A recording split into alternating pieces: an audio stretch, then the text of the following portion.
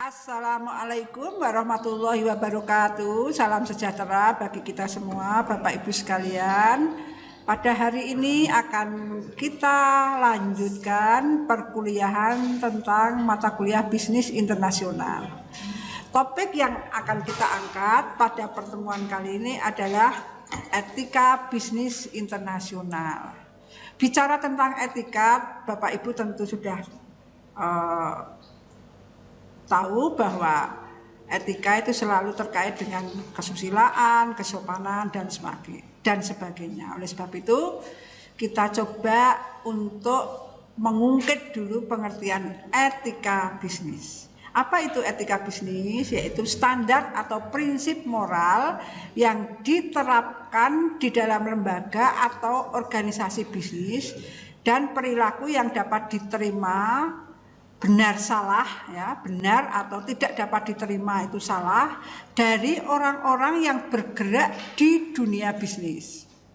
Sedangkan etika bisnis internasional berarti terkait dengan standar moral yang diterapkan di dalam kegiatan bisnis internasional. Apa peranan etika bisnis internasional itu? Yang pertama, menghindari konflik dengan karyawan akibat adanya perbedaan budaya. Kita tahu semua Bapak Ibu sekalian bahwa setiap negara memiliki perbedaan sosial, budaya, ekonomi, dan sebagainya. Nah, ketika satu negara masuk di dalam negara yang lain untuk melaksanakan bisnis, tentu banyak sekali perbedaan-bedaan yang kemungkinan menimbulkan konflik. Oleh sebab itu, peranan etika bisnis di sini dapat dipakai untuk menghindari konflik. Kemudian yang kedua, mengurangi kecurangan-kecurangan yang dilakukan oleh pihak perusahaan asing. Jadi di dalam bisnis itu tidak semuanya bisa berjalan mulus. Kadang-kadang ada kegiatan-kegiatan atau proses-proses tertentu yang menyimpang dari jalur-jalur kegiatan bisnis. Nah, ini bisa dilakukan dengan menerapkan etika bisnis internasional. Yang ketiga, menghindari eksploitasi yang berlebihan oleh pihak perusahaan. Jadi jangan sampai terjadi eksploitasi terhadap kegiatan-kegiatan tertentu sehingga terjadi sesuatu yang tidak diinginkan. Sedangkan yang keempat, melindungi norma-norma yang disepakati oleh kedua belah pihak. Karena ketika kita melakukan bisnis internasional, di situ yang berproses tidak hanya masalah bisnis saja, tetapi ada juga faktor-faktor yang lainnya. Nah, ada beberapa permasalahan di dalam etika bisnis internasional. Yang pertama, permasalahan apa? Yaitu yang terkait dengan moral. Mengenai apakah suatu tindakan baik atau buruk, benar atau salah, seringkali menjadi dilema di dalam kegiatan bisnis internasional. Karena ukuran baik atau buruk di dalam melakukan bisnis internasional, setiap negara memiliki porsinya masing-masing. Yang kedua, penilaian terhadap suatu tindakan terkait bisnis yang dianggap baik atau buruk dan benar atau salah seringkali berbeda di antara satu negara dengan negara yang lainnya. Bahkan di dalam suatu negara pun penilaian ini sering berbeda dikarenakan perbedaan di dalam budaya dari masyarakatnya. Yang terakhir, di samping faktor budaya, perbedaan pandangan juga sering dipengaruhi oleh sistem perekonomian dan sistem pemerintahan suatu negara. Di samping juga tentu ada kepercayaan, ya, ada agama yang di situ ada di dalam masyarakat. Nah, ini adalah beberapa permasalahan di dalam etika bisnis. Kemudian di dalam bidang produksi, misalnya permasalahan itu muncul juga terkait dengan etika perusahaan, hubungannya dengan lingkungan, baik itu lingkungan alam, lingkungan sosial, dan sebagainya. penggunaan binatang untuk uji coba obat-obatan baru, kemudian cara transportasi ternak, dan diketemukannya teknologi baru seperti produk transgenik atau genetically modified product dan cloning dan sebagainya, itu menjadi permasalahan di dalam aspek bisnis internasional yang perlu ikut campur di dalamnya adalah etika bisnis. Dalam bidang pemasaran misalnya muncul permasalahan etika terkait pelaksanaan promosi seperti adanya unsur seks di dalam advertising, pemasaran langsung di sekolah, dan advertising yang menyesatkan dengan tidak memberikan informasi produk yang sebenarnya. Kemudian di bidang keuangan, permasalahan di dalam aspek bisnis internasional yang terkait dengan etika bisnis adalah terkait insider trading, pembayaran yang sangat besar terhadap CEO. Apa itu CEO? Saudara sekalian, yaitu Chief Executive Officer, perusahaan atau pimpinan perusahaan tertinggi sebagai executive compensation-nya. Kemudian pembuatan laporan keuangan yang tidak benar itu menjadi alasan mengapa hadir etika bisnis di dalam bisnis internasional. Nah, ada beberapa prinsip-prinsip ukuran di dalam etika bisnis, yaitu kode etik internasional. Pertama di bidang bisnis ada the Chalk Round Table Principle for Business yang disepakati pada tahun 1994 oleh eksekutif puncak dari berbagai perusahaan multinasional dari Jepang, Eropa, Amerika Serikat, ya.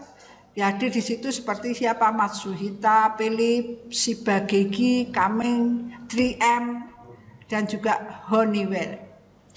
Prinsip Chaos berakar pada dua nilai ideal dasar dalam etika, yaitu konsep Jepang Kyosei yang berarti hidup dan bekerja bersama-sama demi kesejahteraan umum. Dan yang kedua adalah konsep Barat yang namanya human dignity atau martabat manusia, yang mengacu pada kesucian atau bernilainya setiap pribadi sebagai tujuan, tidak semata-mata sebagai sarana untuk mewujudkan tujuan-tujuan orang lain atau bahkan untuk melaksanakan kehendak mayoritas. Di dalam The Chaos Round Table Principle for Business ada beberapa prinsip umum yang harus diketahui. Yang pertama, bahwa tanggung jawab bisnis dari shareholders ke stakeholder itu memiliki nilai organisasi bisnis bagi masyarakat.